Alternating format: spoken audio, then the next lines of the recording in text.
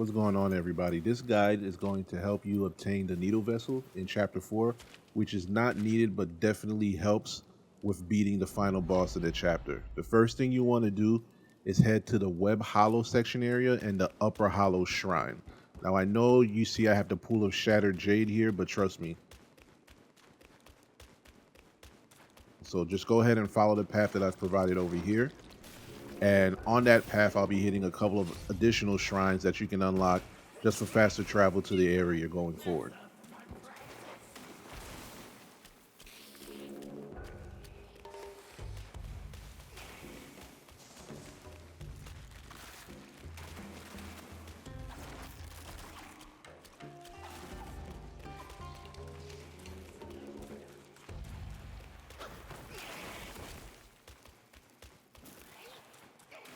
So there'll be a few enemies on the way there. You can run past all of them, but if you do want to farm just some easy wool, go ahead and kill them on the way. But just make sure to keep to the left in the caves here and just keep following the path that you see here. Coming up the steps, you should be seeing the next shrine after we go up this hill over here, and you can activate that just in case, if you're having to die on the path, you can, pop up right there.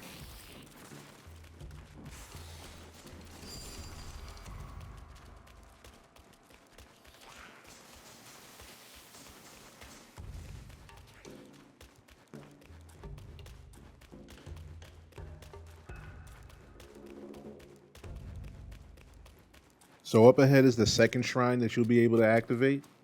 Go ahead and activate that shrine, just in case if you happen to die at the boss battle.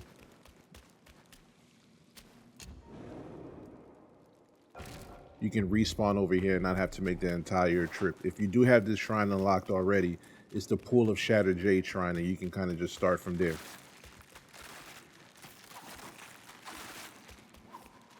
So once you get to this room, there'll be a big cocoon that's popped up. I already beat it, so you won't see it here.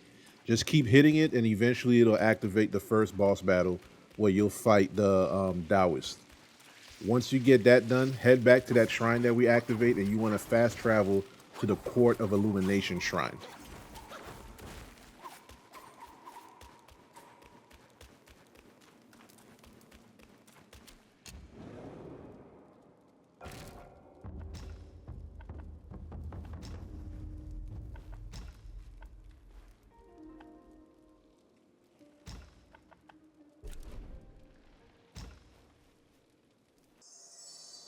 All right, now once you get to the Court of Illumination Shrine, you actually want to head to the direction directly behind you, and you want to go down the steps and then go towards your left to this other building that you're seeing here that you can run through. Once again, you can run past through all these enemies, but if you do want to just farm some will on the way, feel free to engage and fight them. They should be fairly easy, as these are like low-level enemies.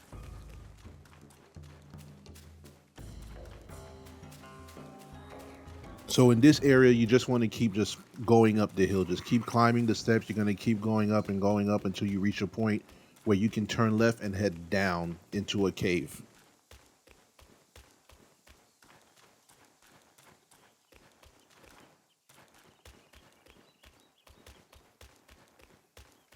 So the cave will be right here to your left. It's going to be a steep decline, so just run down. Once you actually go all the way into the cave, as long as you defeated the Venom Daoist in the first section, this should automatically activate a cutscene where he'll come down like you see here in this image, and you'll have to fight him once again. Now, once you fight him and you defeat, another cutscene will pop up where you'll be able to actually fast travel into a hidden area by going through this wall.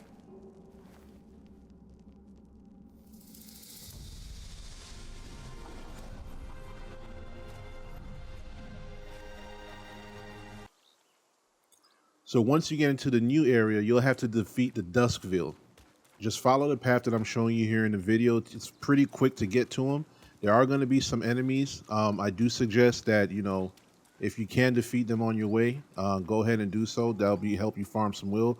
There's also some shrines that you can activate on the way. So if you die, you can actually just, end up a bit closer and not have to run through the whole way.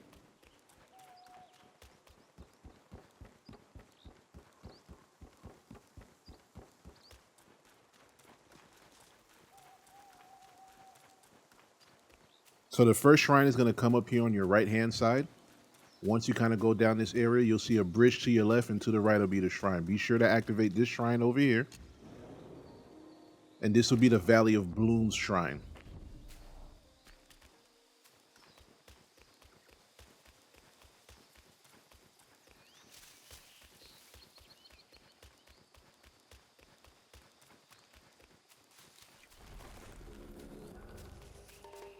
So you're going to continue to head down the path. Once you get here where you can go to your left or to your right, you're just going to head straight and kind of veer left.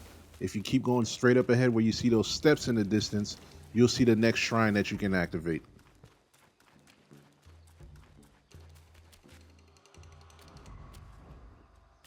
This shrine is actually going to be the Petalfall Hamlet Shrine. Be sure to activate that. If you took any damage, go ahead and rest so you can refill all your mana and your HP as well.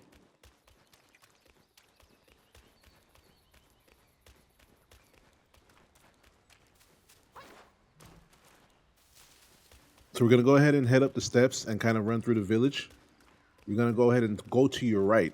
Over here, you'll see an enemy. You can ignore him or fight him if you want. You want to head towards the right of the building and just smash through the gate that's over there. Now you're just going to keep heading up through the village, run through the houses and everything.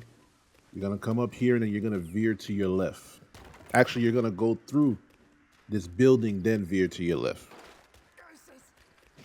I highly recommend that you fight all of the enemies that are here. It's 3 of them, but if you do run past and head to the shrine, they'll all follow you. There's going to be a quick cut here because they followed me and I had to kind of fight them all. So once you defeat them all, you're going to activate this shrine. This is actually going to be the last shrine. It's the Cloud Nest Peak, and just run straight up the steps. When you reach the top of the steps, it's pretty much going to put you in kind of like an arena area, and this is where a cutscene will come into effect and you'll fight the Duskveil. Go ahead and defeat the Duskveil, and once the Duskveil is dead, it will go into another cutscene. As you see over here, it'll bring you back to that cave where you entered the hidden area, and you should be awarded with the Needle Vessel, and that'll help you defeat the main enemy at the end of Chapter 4.